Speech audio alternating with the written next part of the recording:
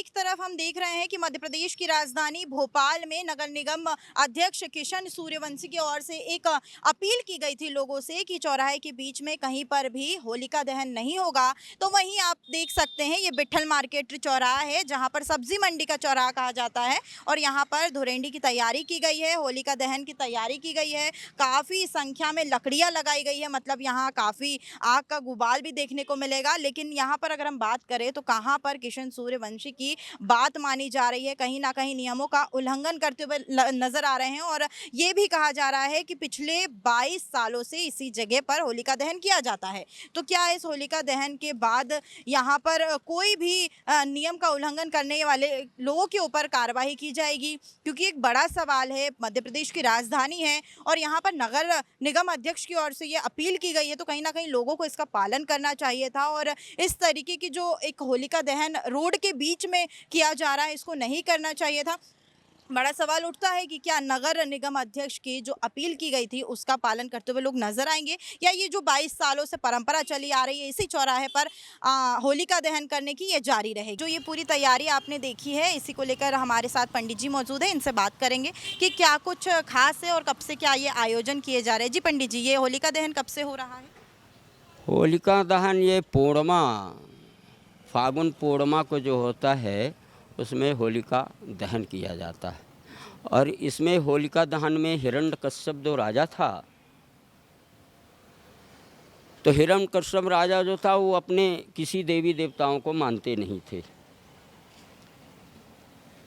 जो प्रहलाद जी थे वो भगवान का भजन कीर्तन करते थे तो विरोध करते थे।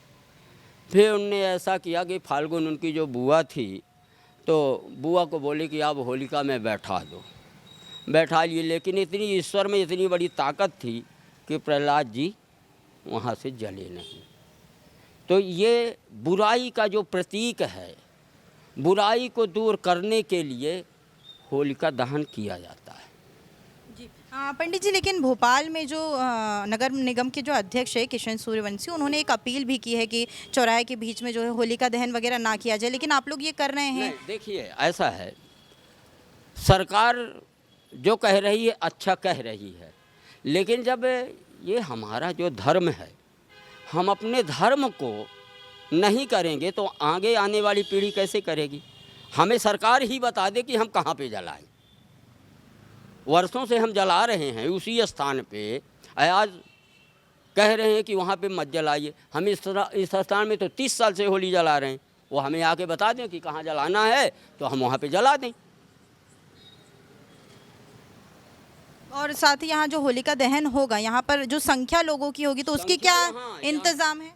यहाँ इंतजाम क्या है, यहाँ बड़ी शांति पूर्वक होता है, किसी प्रकार की गदर नहीं होती। यहाँ शांति पूर्वक सब आते, मतलब हमारे ख्याल से पूरे भोपाल के लोग यहाँ आते। तो उस दिन क्या है कि चौराहा पूरा भर जाएगा आपका, बिल्कुल शांतिपूर्वक होली होती है। कोई ऐसे यहाँ पे किसी प्रकार की घटनाएं नहीं होती है। अब आगे फिर ईश्वर जाने।